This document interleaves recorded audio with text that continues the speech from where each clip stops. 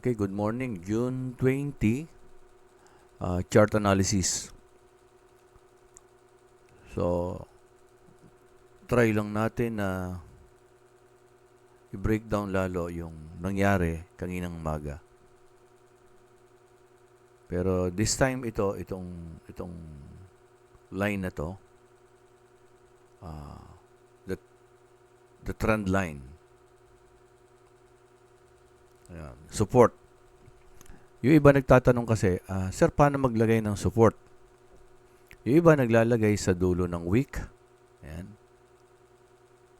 Ayan, pwedeng dyan, pwedeng doon. Pero ang iba naman, ang basihan nila is yung maraming touches.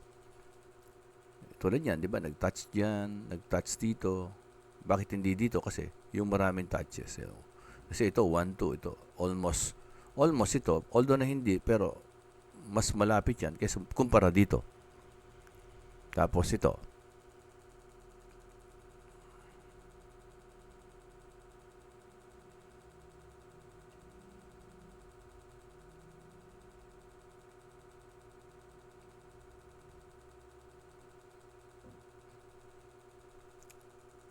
Yan, kumpara, yan.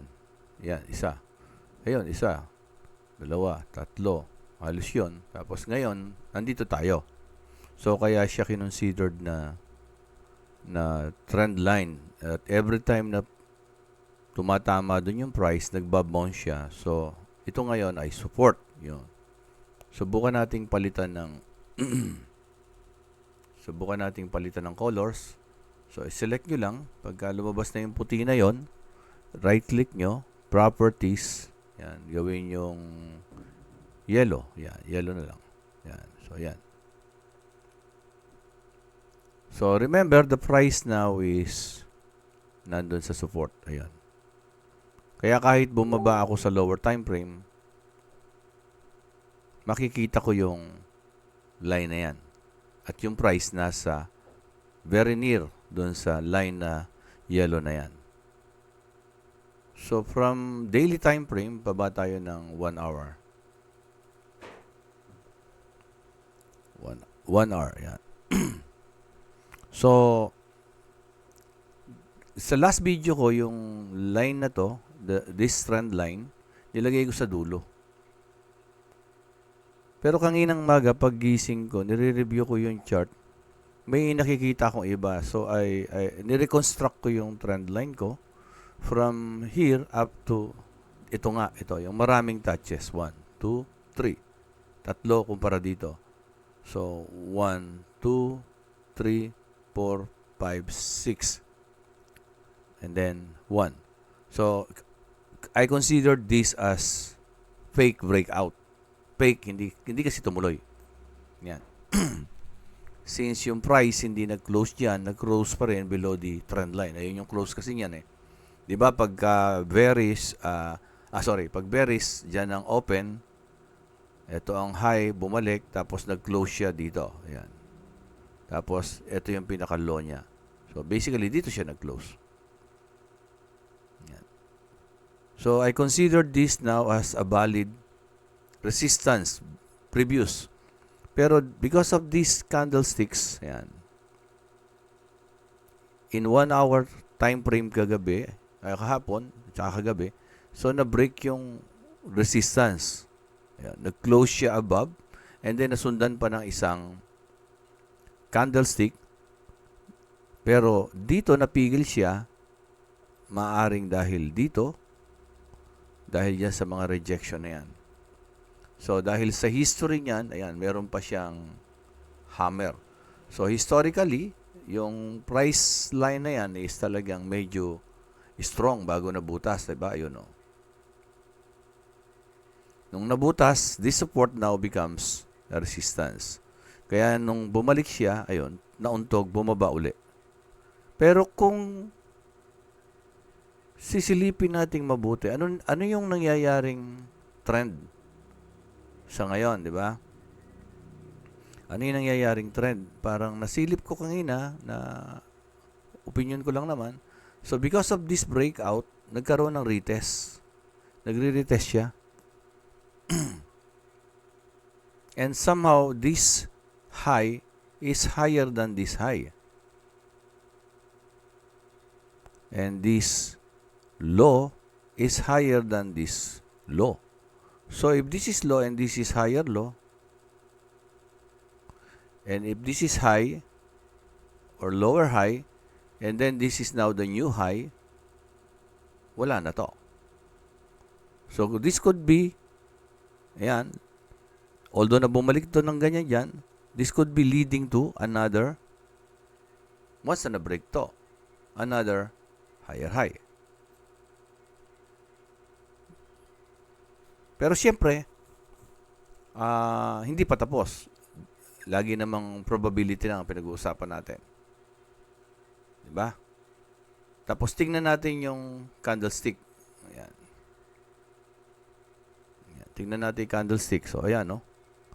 So, since yung mga previous candlestick, mapapansin nyo, ang dami rejection from the bottom.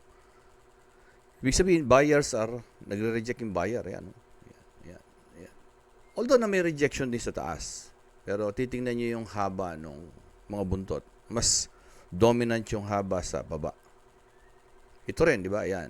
Ito, ayun, medyo nagkaroon ng another rejection. Pero ito, kinlose niya above. Kaya lang nag-open kanina, nag-gap up. Ayan. Nag-gap down. And usually yung gap down, ikino-close ng market. Kasi from this close kahapon, nag-open siya rito. Kino-close ng market lagi yung gap na yan. At don't forget that this yellow line is a support line from our daily. So, support line from daily is stronger than the support sa 1 hour. Kaya, kung mapapansin nyo, meron akong buy. Meron akong buy. Asa ng stop loss ko? Nandito sa ilalim ng pinaka baba ng candlestick na to. At kung i-measure nyo yan,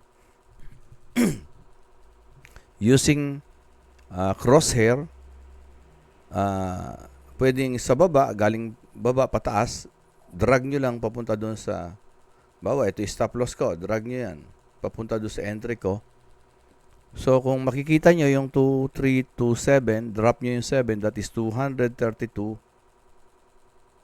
pips. Di ba? So, ibig sabihin, 232 pips. Ano ba ang lot size ko? Ang lot size ko ay, ayun, no? 0.01, pumasok ako sa 3370.61. So, yung price na yon, ayun yung price na dito. So, ibig sabihin, 0.01 multiplied by 200 na lang kanyo, that is $20 kung mali ako. So, malapad yung stop loss ko.